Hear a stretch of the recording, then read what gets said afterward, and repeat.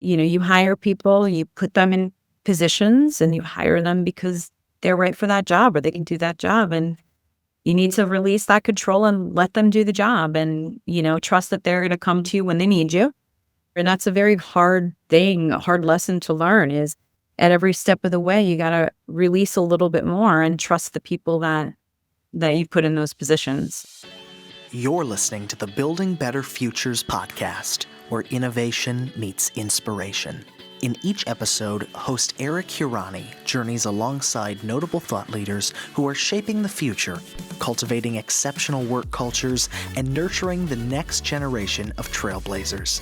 We aim to spark inspiration by engaging in dialogue with leaders from groundbreaking companies, innovative projects, and exceptional teams. Our goal is to empower individuals to positively impact those around them and leave a lasting legacy of positive change in our communities and society at large. Let's dive in together and explore what it takes to build better futures, one conversation at a time. Today, I'm very excited to be joined by Danielle Pemberton, Vice President at Sweet Group. Hey, Danielle, how are you? I'm good, Eric. How are you? I'm doing great, and I'm really excited to jump into this conversation. I know you have a couple of different personal angles about your career, which I'm just really excited to explore. But before we do that, I like to start every episode with some good news and gratitude. So do you have some good news or gratitude you'd like to share with me and the audience?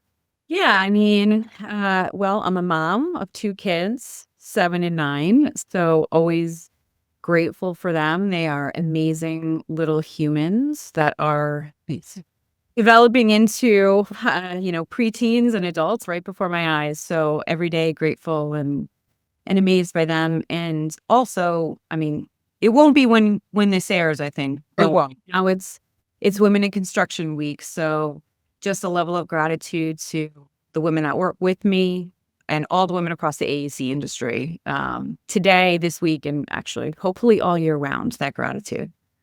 It's great. And I definitely applaud that. It's exciting. It's Women Construction Week, and it's exciting to have you on, where the timing is perfect. And now I got to go back and do the math, but we've had quite a number of exceptional women on the show, and that's really interesting. I never thought of it that way, but now that you just presented it, we've had several people from actually I think most, if not all of her public guests, Vlada was on and Amanda Rogers was on and Evie was on, from DDC. And so a lot of just exceptional people. And then we had Kim Verling on, and I don't want to forget anyone. So I'm sorry if Brennan Gilbane was on. She's amazing. A lot of just awesome people. So appreciate. Yeah, it's a great gratitude to start with. Yeah, also part of that group for sure.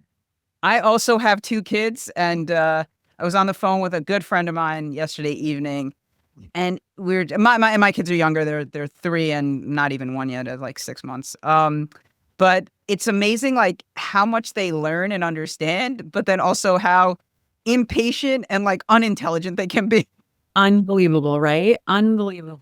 It's a lot of fun. It is, and it gets to be a lot of fun when they are, having real conversations with you and you're really interacting and engaging.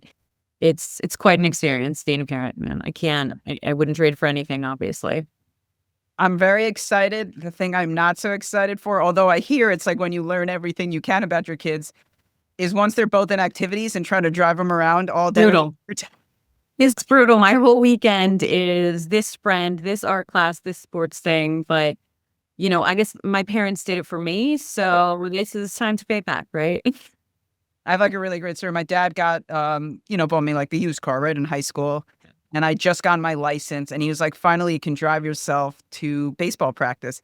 And this is embarrassing. I don't even know. I really haven't told too many people the story probably, but now you're telling everyone.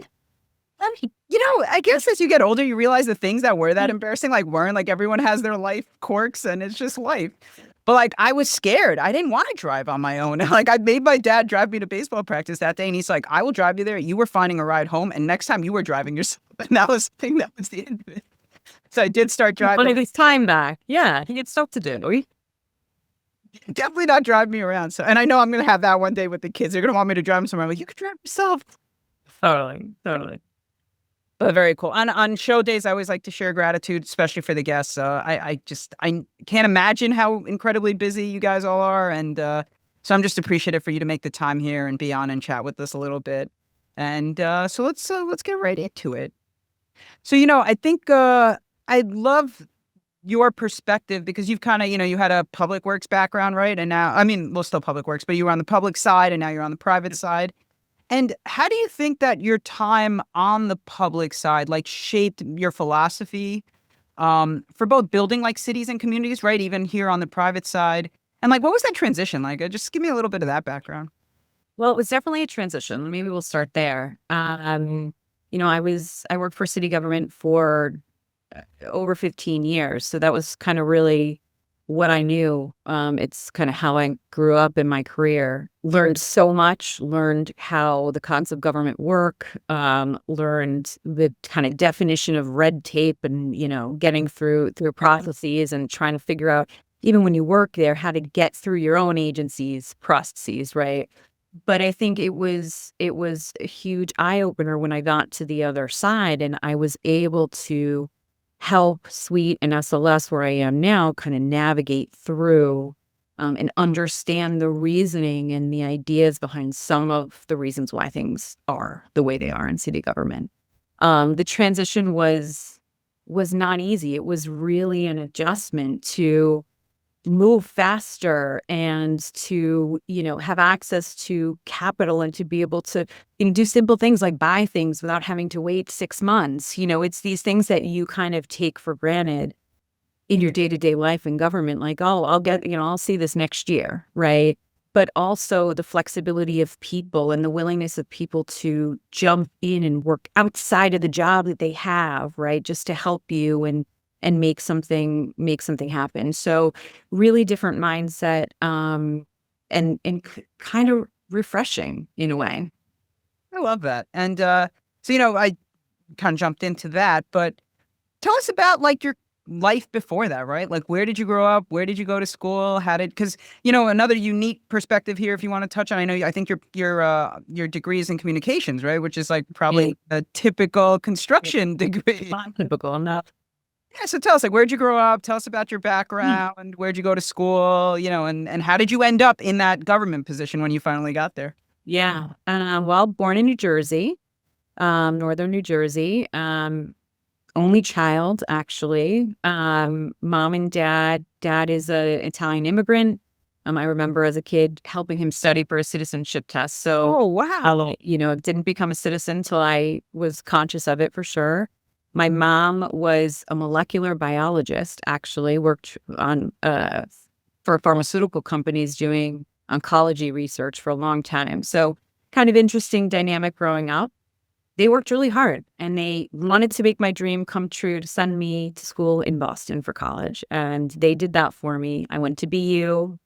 I, as you said, got a degree in mass communications, which obviously there's been a big shift in my life at some point. And I started out my career working at a PR firm in Boston. I graduated actually in 2001, so right before 9/11. It was a tough time when I had started work, being removed from home, what was happening here at home, but also just a tough time in general for companies and businesses to survive. So that firm ultimately did not survive. And it was kind of like I'm getting into the workforce for the first time, and one of the first things I'm experiencing is people around me getting laid off, So it was pretty intense, and it kind of made me realize I wanted to be closer to home, wanted to be closer to family, friends. So I came back to New York, got a job actually at NYU, at the NYU Child Study Center, which is a portion of the School of Medicine, and was part of the communications team there. Had my first real work and career mentor there, who I worked for a number of years, still friends today. And she's still a very big part of my life. Worked there for a little while and realized, hey, it would be really silly of me not to take this education benefit that I have here as an NYU employee and go back to school. So went back to school at night, worked during the day there, and got my master's in urban planning, and really kind of made that shift into, AC and adjacent opportunities there through urban planning. And then something struck me, I was like, I really want to be part of public service here. I want to serve people. I was a big volunteer all through college and high school. And I decided, hey, I'm going to throw my resume in for a job at the Department of Buildings, because what a better place to get involved with the construction industry than the Department of Buildings. So did that, had no expectations, knew nothing about what it would be like working public service, did not have any family that were public servants, and I got hired. And I was fortunate enough to do a lot of cool things there. But I think one of the things that is most memorable for me is my time when I was heading up the licensing unit there. So licensing unit at DOB, licenses, all the trades, subcontractors, all our plumbers and electricians, anyone who wants to work in New York City, right? So I became the head of that unit and, started dealing with all of these trades guys and actually like really falling in love with the industry and them. It was an interesting time. It was when the model code was coming out. So we hadn't had a code revision in decades. And a lot of new licenses were coming out, things that are kind of old hat now. GC registration, construction superintendent, those were all licenses that I was able to implement there at the DOB. So a pretty cool opportunity. And then after that, I got brought over to the mayor's office of operations. That was under Bloomberg. And a couple of months later, Sandy hit. So whether I was in the wrong place at the right time or the right place at the wrong time, who knows? But I got kind of swept into the recovery, which was probably the most incredible experience I've had career-wise, completely impossible, hopefully, to replicate, right? I was actually one of the first 3 people that worked at what is now the Housing Recovery Office for the mayor's office. So went through, rapid repairs and build it back, and really rebuilding after that storm was something that I realized this is what I want to do. I want to help communities think. I want to be part of rebuilding. I want to be part of that planning process. So did that for a little while, went back to DOB for a little while there, and did some interesting things as the precursor to what is now DOB now, and some technology related stuff. And then I got another fantastic opportunity from a guy named Vinny Gripper. I don't know if you know Vinny, but he was a previous boss at DOB actually, and said, come on over and work at the NYPD with me and be the head of facilities and capital construction. And it was kind of one of those experiences that was, well, I don't know, can I do that job? Does my experience really, really get me to that place? And he saw something in me that I probably did not see in myself, and eternally grateful for that opportunity. It was one of the coolest, most rewarding jobs that I could have had. 300 plus facilities at the NYPD, really, really incredible.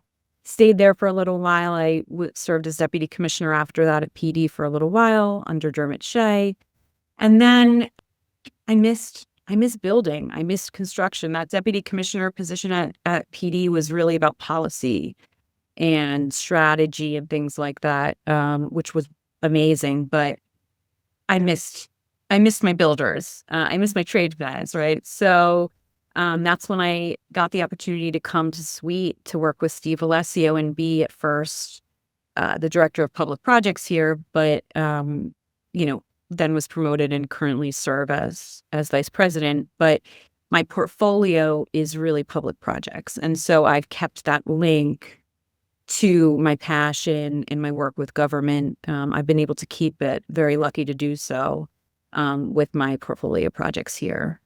So that was really long-winded. No, that was awesome. And I actually have a number of things I want to respond to, and I interrupt. So one, you started with something that is like just, I guess, another place where we relate, but it was also close to my heart is, my parents also became citizens, like, when I was probably a teenager. Yeah. And so it's interesting to see your parents, like, do something like that, right? Like, study for a test, like, Yeah. what do they, or learn, ask you questions about, like, the presidents. And, like, honestly, they knew a lot of things better than I did. And I was like, oh, Totally. yeah, I should know. I can study for my Yeah, citizenship. but I actually love U.S. history, so I was pretty good with U.S. history. But seriously, they would know things, and like it was cool. And you said something else that's like, to me, probably the way I was raised, and like almost two really important things. It was like, you got to work hard, and you got to be a good person, right? Like those were the only non-negotiables in the family. Everything else was like, you can pick your path, pick your destiny, like live your life, but you better work hard at whatever you pick. And you better like be a good person in whatever you do. And so, it sounds like we have a similar like Yeah. that sense too. Yeah. Yeah. Um, I would knowing, I know a lot about licensing. Especially on the safety side, we have a lot of licensed safety guys. Yeah. It's that's the out of everything you said, I was like, that is so cool. That's the one thing I was like, I would never do that. Would it being Yeah. And it's so funny. It's when you think about it, it's like there are a few jobs where there is like kind of like only one of those jobs. And like that is one of those examples. Like there's only one person. I mean, there's obviously a team there, right? But there's only one person leading that particular team doing that very specific thing. And to this day, I have, plumbers and electricians and welders coming up to me at events and things like that, or where I'm meeting them and saying, you rejected my license in 2007 or whatever it was, or you Thank were you. the only one who would sit down and listen to me and let me explain when you were there. So it kind of goes both ways. It's unreal. They remember my name, right? I was saying it tongue in cheek. It's a very important function and part of the city, and like it's a great role. I was being tongue in cheek though, but I can imagine it had its challenges because it's just it's a lot. And like you said, right? People, it impacts a lot of people across the city in various different. But I was just joking. But no, great role, obviously. Yeah. The other thing I think is always interesting to touch on, and you had a larger career swing than most, but I very often, like, especially in like mentorship groups, you'll start talking to people who are like earlier in their career, and they're like, oh, I went to school to be a civil designer, but I don't know that it's what I want to do, but now it's too late. And like, you're the perfect example of like, it's not too late, right? Like you have a passion and you don't want to be a civil designer, but you want to be a structural engineer, or you want to be a construction manager or a superintendent. Like, go out and find the path to do that, because life is long. And when you're young, you don't see that. But, as we get later into our careers, we probably see that a little bit more. Like, even today, now, I probably feel like I have more left in my career than I did when I was 23, right? Like, which is such a crazy thing, because here I am 14 or whatever, 15 years later. So I think that's a great story. And especially to like the younger listeners, I hope they take that to heart, that if you're not really enjoying what you're doing today, it's not the end of the world. Like, you can take opportunities to find other things to do. Think about how young you are when you make the decision to do for the rest of your life. I mean, I went into college, when I went into BU, I was an environmental science major. I mean, that lasted a year for not me, right? But you're still a baby when you're deciding what your degree is, and even typically for your master's and beyond, you're still very young. It's hard. It's hard to have that perspective when you are young, but it's true. And I always try to share that with, like, again, in like, especially in mentor opportunities. And then another thing I wanted to touch on, and sorry, now I'm being long-winded, but you said about your time, and I know, what I'm about to say is not 100% serious, but you said right place, wrong time, or wrong place, right time. But sometimes it's like right place, right time. It was an unfortunate thing that happened, but the city probably needed your leadership, so it was great that you were there to give it. And, it sounds like your career needed that experience, because it made you realize, like, I actually love this, and this is what I'm going to do with the rest of my career, and. Yeah, it was, I mean, it's funny because, obviously I talk to a lot of people. I go to a lot of events. We work with a lot of partners, and it's actually really hard for me to find somebody that wasn't involved in that effort It was so of big. recovery in some fashion, whether they were, kind of resident or homeowner liaisons or architects or doing environmental testing or contractors like us. I mean, is the unifier across this industry very particularly. It's very hard for me to find somebody who did not work on the project in some capacity. It was huge, and it impacted like the entire tri-state area. It wasn't even just like New York or Long Island, but the entire tri-state area. Yeah. So very cool. Just talking again about like early career professionals now. And I always, the way we like to structure the show is like, part of it is, advice or tips for the next generation, right? To become the leaders that hopefully we are today. I've always felt inspired and lucky that I've been surrounded by great, people like starting with my dad. And I'm hoping the show in some way is like a way for others to get that feedback from other leaders and different people in the industry. So share with us a little bit about like what happened early in your career that maybe surprised you the most? Because I think everyone early in their career is like, oh, it just must be me, or like I'm the only one that made that mistake, or like you start to get down on yourself. But everyone has their surprises or shocks. So you want to tell us a little bit about anything that comes to mind, like early career surprises? You know, um, what I would say, so my early career was, obviously at the PR firm. Well, you could start with the yeah. I read. Yeah. And so that, I think from that perspective, it actually surprised me that didn't give me the level of satisfaction that, I wanted out of life. But set that aside for a second. When I got to DOB and working for government, again, there's many people in the world that come from like a lifelong family history of public servants, right? That was not me. So I had really no expectations. I was from New Jersey. I'm coming to work in New York City, just really, really none. And what I found so surprising in those early days was really how much autonomy and authority government employees actually do have, whether it's to change things, whether it's to stand in your way for something. But really, like, when you think about the decisions and the control that, even customer service representatives at a window have, right? Whether you're going to get your driver's license, your passport, or get a permit, right? You can be sent away. You can, find a great partner that's going to work with you and help you understand the process and facilitate it. And so, and that goes, straight up to the highest ranks of government, where you can actually, you know, be amending codes or changing laws or be sitting on a city council. It's pretty incredible when you start to think about all the decisions that are made every day down to an individual one-on-one interaction that really started to make me think about how impressed I am with civil servants and that ability to be able to serve in the right way. What is great perspective. And I'm gonna tell a little story. I love this show, Brooklyn Nine-Nine. Have you ever seen it? I have not. It's okay. It's a comedy, but to the point of like the power of bureaucracy sometimes. There's a character in the show trying to get a permit, and she goes to the form and she's like, here's like form A, right? That's the form that you need.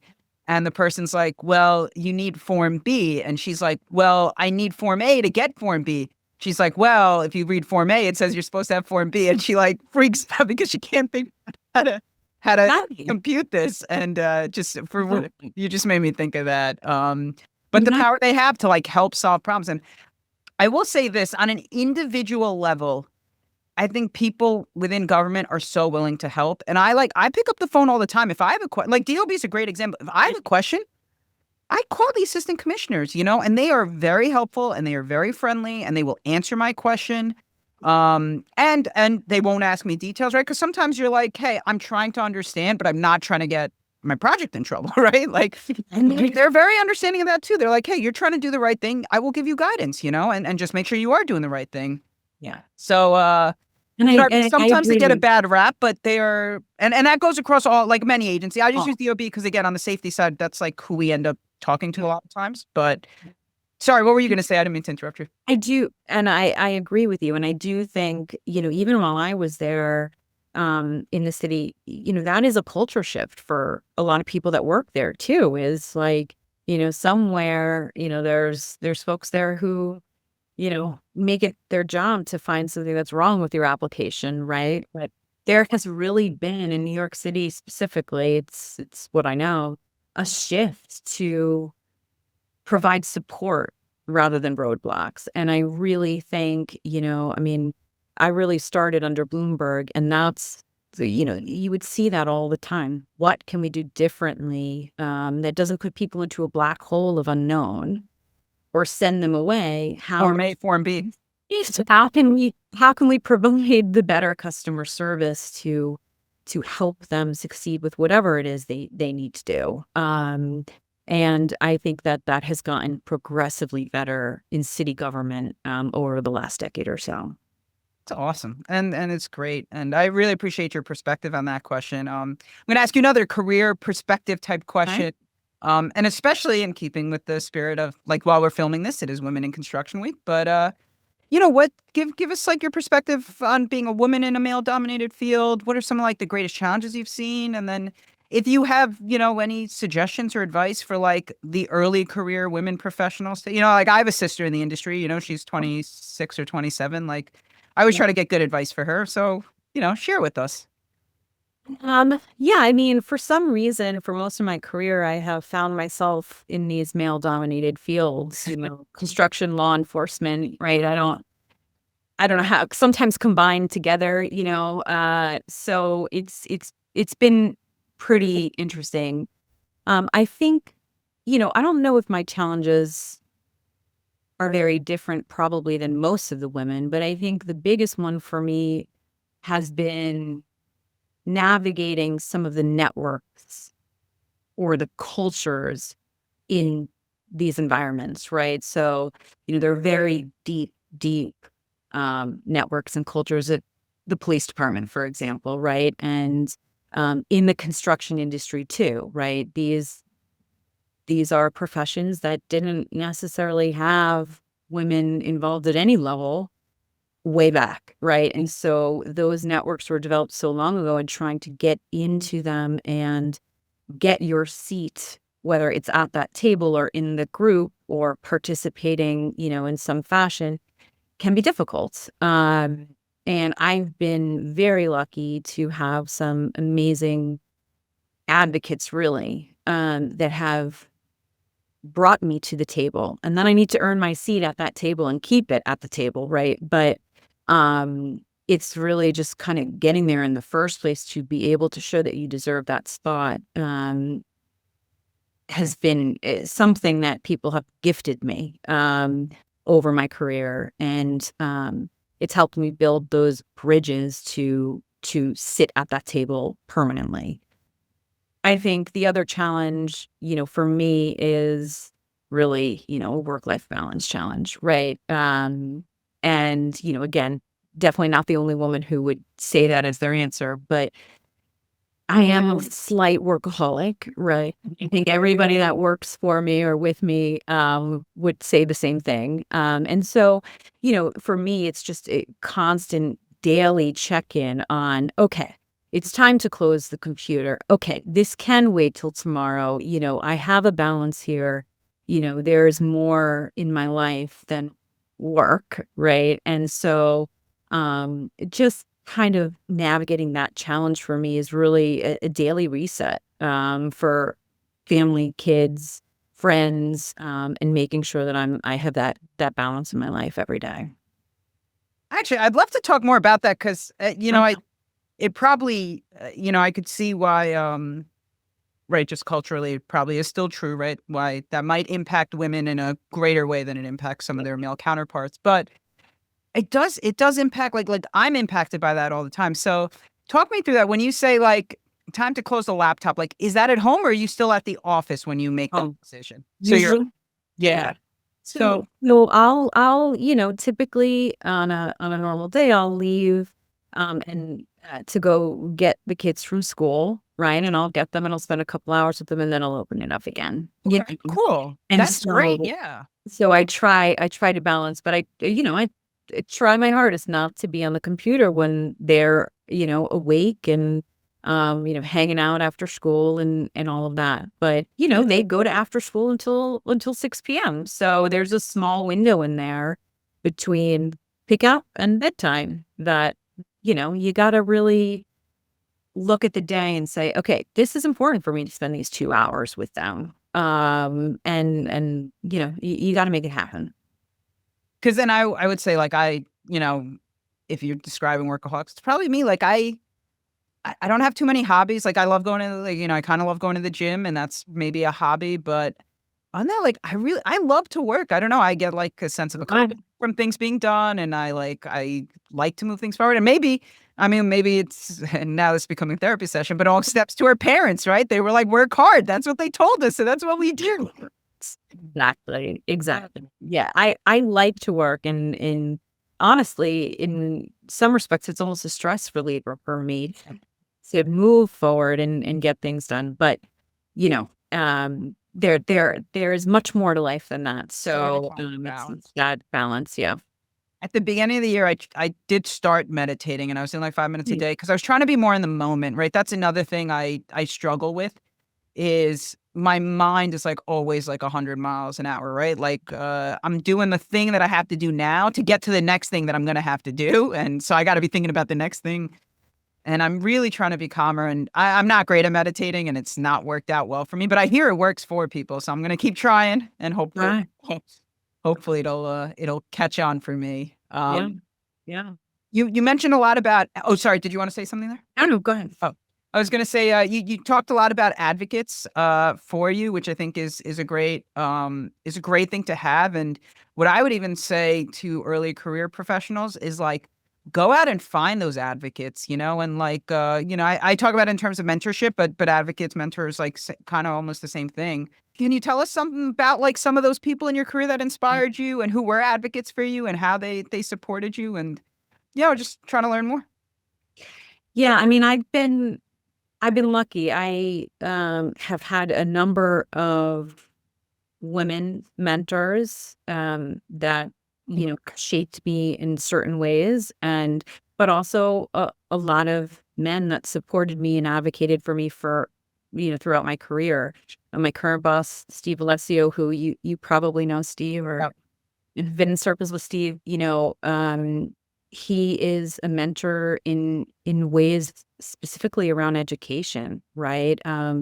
And he's been here for 40 plus years in this industry. So he is constantly trying to, whether it's introducing me to people that I need to know in the industry, people that you can pick up the phone and call and ask something casually, off the cuff. What do you think about this? Right? It's all about those relationships and building those relationships. So he's been wonderful. I'll also throw out, I mentioned Vinny Grippo before, who, was my boss for a long time, but really is the one who has always said to me, I don't understand why you think you can't do this. You can do this. What are you not seeing in yourself? So he's given me a lot of great opportunities. But the other person that I would say is Catherine Mallon. I don't know. Do you know Catherine? Oh, yes. Yeah. So Catherine was my boss when we were at HRO doing the Sandy recovery work. She was a deputy commissioner at DEP at the time. And if you know her, unassuming, like little small woman, but there's a fire in her, right? And she is the one I think who really taught me to challenge what was normal, right? Especially in city government. So just because it's been done this way a million times before for the past 30 years doesn't mean there's not another way to do it. And we say that all the time. People say that all the time, right? But she actually lived it and forced it through, right? And so you know, if you said to her, we can't do that because that's not the way it works, you better be prepared to explain very thoroughly why it had to work that way and couldn't be done a different way. And it's people like her that really made things like rapid repairs be possible, right? There's no way we could have delivered thousands of homes, stabilizing them for homeowners and residents in 3 months without breaking down procurement barriers and contract barriers and all kinds of things. And that's what she was so good at, was challenging the norm, and making government work and respond to the current situation that's at hand. So she's probably one of the biggest ones for me that built that side of my brain to challenge and not just accept what has always been done. I love it. And I try to challenge my team all the time around that particular concept. And I'm like, challenge me. Because Yeah. I too have certain things that I just do this way because we've been doing them this way for so long. And as you understand the process better and the nuances better, you're going to come up with a better solution than the one that I had, you know? Yeah. Part of it may have been at the time that we created that solution, the technology that was available, the data we had, right? Like the tools we have today are different. The systems we have today are different. And, you know, the thinking outside the box, I do a lot of audiobooks, and I'm currently reading a book, Profit First. And he tells a case study about how UPS, they no longer make like left turns. All cars are, well, like, not that they never do, but obviously they strive Right. not to, because making a left turn, you get stuck at a light, you can get stuck in a traffic lane. Right turns are typically made. And they talked about, they save like millions of dollars a year, not only in time, but in fuel costs, in repair costs. Like, because, you know, you're also not going through an intersection, right, where there's a T-bone possibility. Like all of these things that like you wouldn't think of. And they only figure that out because one day someone challenged the status quo of like, you know, hey, these are the way we run routes all the time. Someone was like, well, have we done a study? Have we looked at this? Like, you know, and it was like this. So I love hearing stuff like that. Or, you know, like the Casper mattress story is really interesting. Casper is the mattress in a box. I don't know if you're familiar, but there's many brands now, but they're one of them. And those guys, they started that company because none of them knew anything about how mattresses were built. If any mattress executive had tried to start a mattress company, they would have done it the same supply chain, the same way. They would have opened up a big box store and they would have tried to sell mattresses retail. Yeah. And these guys didn't know that. So they just created something totally different. Like, so it's amazing to be challenged away from the status quo and like what happens when you do that. Yeah. I mean, you know, and it's something that, you know, I've taken with me for all of these years. And, you know, I think I had it in me before that, but she brought it out a little bit more. But, you know, it makes you think about, you know, all the mega projects and all of these big projects that you see around the city, whether it's at Hudson Yards or Second Avenue Subway or, you know, Barclays, whatever the project might be. Those are transformative projects for sure. But it's also these little incremental changes in communities. And a lot of that stuff that makes such a difference, right? And a lot of that stuff comes from somebody just challenging something simple. Like one of my favorite projects that I worked on was actually under Bob Lamondre when he was commissioner at DOB. It was his, you know, his brainchild, and really a labor of love was a new sidewalk shed, right? And it was the Urban Shed Design Competition, right? So that was my project. And we ran a design competition and we had all these entries. And we chose the winner, which was Urban Umbrella, and light, airy, open shed. They look beautiful. Yeah, Yeah, it changed the city. It changed the way the city looks. But it took a long time to take hold. And now, you know, however many years later, you actually are walking down the street and you can see it, you know, on the street. And it's so exciting to see that. But those are, you know, that it took a lot regulatory wise, don't get me wrong, but like, it is really such a simple change that challenged, okay, just because we have this blue, those were when sidewalk sheds were blue. Yeah. We have these blue sidewalk sheds everywhere. It doesn't mean it only has to be done this way. Like, let's find something small that we can do to improve our community, improve our neighborhood, make people feel safer, whatever, fill in the blank. No, it's definitely true, and a challenge everyone. Every once in a while, spend some part of your time thinking about how can I do this differently, better, more efficiently, effectively, and don't be shy to share with your leadership team because at least most from what I would consider positive leaders want to hear the changes because they're not in the weeds anymore, so they don't know how to make those changes, right? Like I'm probably more visionary now, but I'm like I used to or I still pride myself on like execution and efficiency. Like that's who I really believe I am at the core. But I'm not as in the weeds as I used to be with a lot of stuff, so I can't like make those changes as quickly or as well as I used to be able to. So I love when people bring ideas to me. I'm so glad that you brought that topic up. It's very, very it's just fun to talk about. Yeah. I do we're talking about like having great impact and the advocates that for you. And so I wanted to ask you, so what do you hope your legacy is, right? Like in the industry, what do you want to leave? It's funny, we're talking about how, these people have been advocates for me. It's hard for me to think of myself as a legacy person, but I think it's really in that same vein of being able to continue to innovate and push the envelope in whatever I'm doing, whether it's sustainability, whether it's the built environment, making small what actually could be very large changes for individuals, but on a city scale or a global scale or very small, right?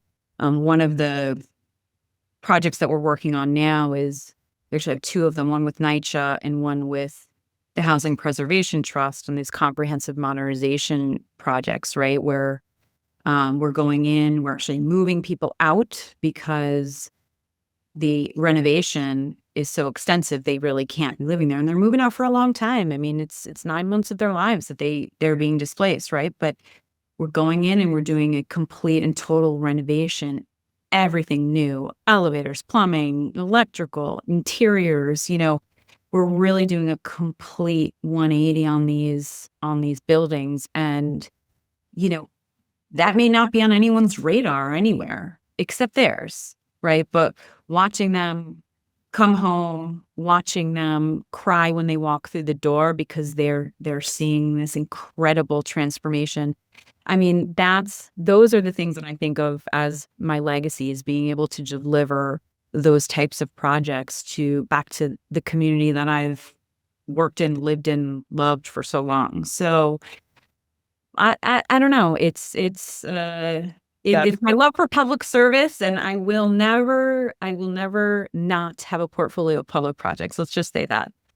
That is such a great answer. And specifically speaking to your point about NYCHA and the Housing Preservation Trust, and like you're gonna change those people's lives. I mean, it's like you said, it's where they live. And yes, the you know, being displaced for a period of time is challenging, but I think in the grand scheme of life, they will be like, grateful that Yeah. happened. And just to go back to your like challenging the status quo and how do we do things differently, the Housing Preservation Trust is another incredible answer to that, right? Like they found an answer to financing problems that they just couldn't figure out in the traditional sense of the way the agency was set up.